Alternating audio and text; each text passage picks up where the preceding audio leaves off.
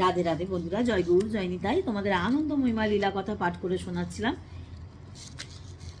এবারে যে অংশটি তোমাদের পাঠ করে শোনাচ্ছি সেটি হচ্ছে প্রশ্নের সমাধানে শ্রী শ্রী আনন্দময়ীমা।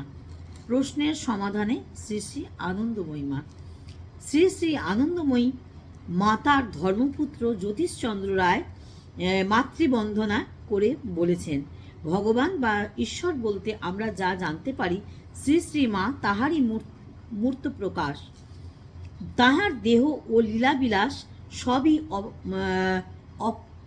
অপ্রকৃত ও অসাধারণ। এই বুদ্ধিতে প্রতিষ্ঠিত হইয়া সকল কর্মের ধ্যানে ও জ্ঞানে তিনি একমাত্র পরম উপাস্য।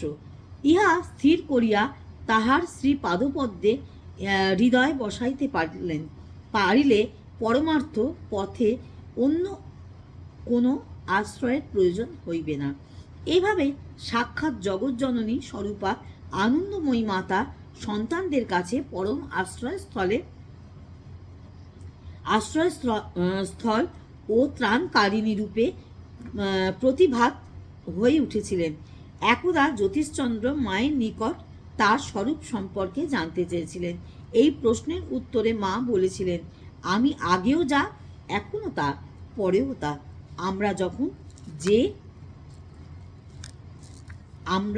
তোমরা যখন যে যা বলো, যে যা ভাবো, আমি তাই। তবে ইহা খাঁটি যে এই শরীরে জন্ম প্রারব্ধ ভোগের জন্য হয়নি। তোমরা মনে করো না কেন, এই শরীর একটি ভাবের পুতুল। তোমরা চেয়েছো তাই পেয়েছো, এখন একে নিয়ে সাময়িক খেলা করে যাও।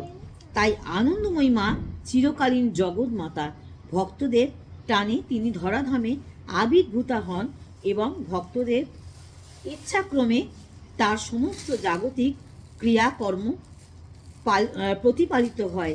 তার জীবনে একটা মুখ্য অংশই ভক্তদের জিজ্ঞাস্য প্রশ্নের জবাব দিতে দিতে অতিবাহিত হয়েছিল। এই ব্যাপারে